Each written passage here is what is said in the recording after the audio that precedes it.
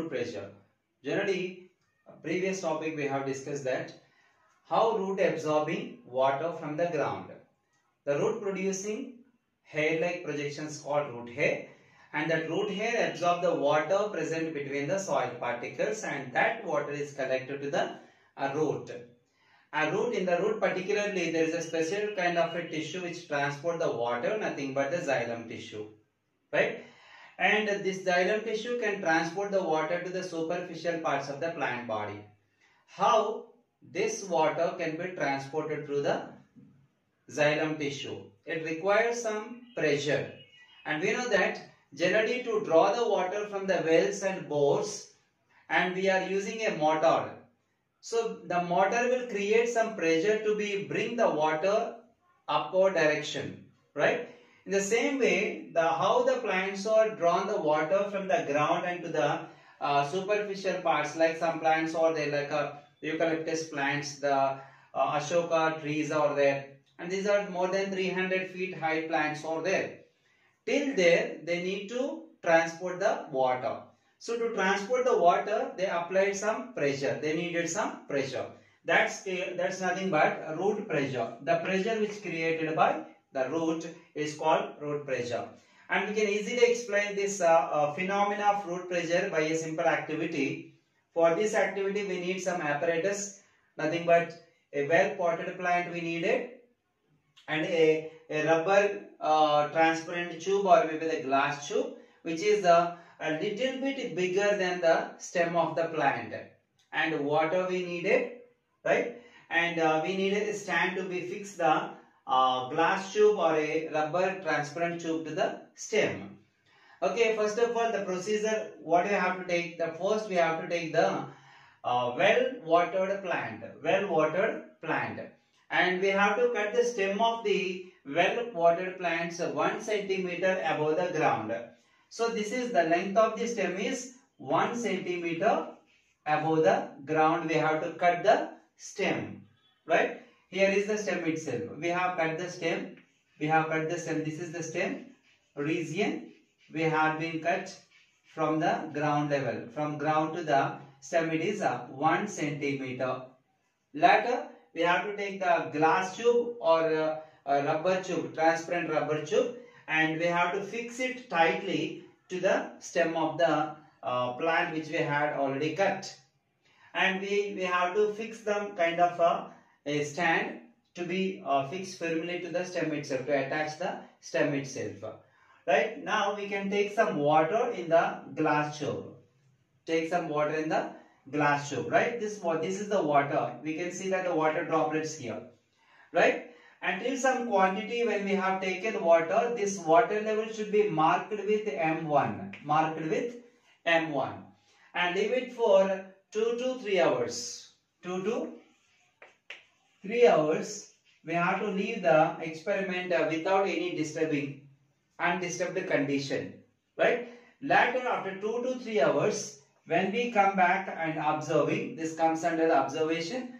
When we observe the water level in the glass tube rises automatically.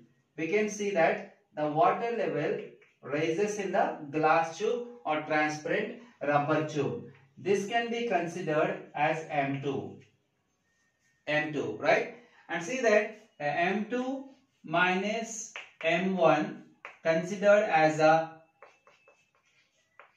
raising of water level in the glass tube. Raising of water level in the glass tube. That raising of water level in the glass tube indicating some pressure is created by root, so that the water is raises upward direction. That's nothing but root pressure. Because of root pressure only, the water is increased in the glass tube, right? And generally, this water pressure is not only enough to transport the water for the higher levels of the plant, like for example 300, 400 meters height plants also be there. So that much height the water need to be transported, the root pressure is not at all enough, right? Some other pressure is needed for transporting the water, nothing but transpiration, water transpiration. water transpiration. And how water transpiration occurs? And we know that water transpiration is the process of removal of excess of water from the plant body through the natural openings present on the leaf surface are called stomata. Stomata are the natural openings present on the leaf surface which helps in the gaseous exchanges as well as the transpiration of the water. Excess of water present in the plant body. Usually plants are taking a lot of water for their survival and transporting of minerals and all. And excess of water which plant after accumulating or maybe consuming for various metabolic activities, the excess water can be transported or transpirated through the natural openings called stomata, right? And generally we know that to understand this kind of a concept, we have to take a well-watered plant and select one of the branch and take a polythene cover, and that branch you need to be put it in the polythene cover and tie the mouth of the polythene cover and leave it for whole night. The very next day morning when you observe the polythene cover, inside the polythene cover we can find some water. And how this water came, actually we have tied the mouth of the plastic or polythene cover and no chances are there to come the water from outside to the polythene bag. So how that water came? Because of the transpiration process. The excess water present in the plant body came out of the stomata and that water is collected in the polythene bag. That is the quantity of water we are seeing in the polythene bag. So this is generally the transpiration process. This transpiration process along with root pressure is needed for transportation of the water to the higher levels of the plant body.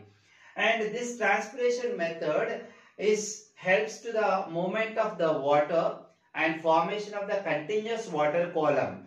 And generally we know that the xylem vessels are the parts which transport the water, right? See that here the two types of pressures are needed. One is adhesive force and another is cohesive force. Adhesive and cohesive forces. Adhesive in the sense of the attraction between the water molecules and the walls of the xylem vessels. For example, this is the xylem vessel and the water molecule is here it is, right? The water molecules are attached to the walls of the xylem vessels. Means there is some kind of an attraction forces between the surface of the water molecule and the surface of the inner surface of the xylem vessels. That attraction force can hold the water molecules to be attached with the xylem vessels. And one more is that between the water molecules, we see that water molecules are attached with each other, right? And how the water molecules are attached with each other? Because of between the water molecules also there is another kind of attraction forces, nothing but cohesive forces. These cohesive forces help to the attraction between the water molecules, and along with adhesive forces and cohesive forces, the water molecules are continuously forming a column. This is called water column.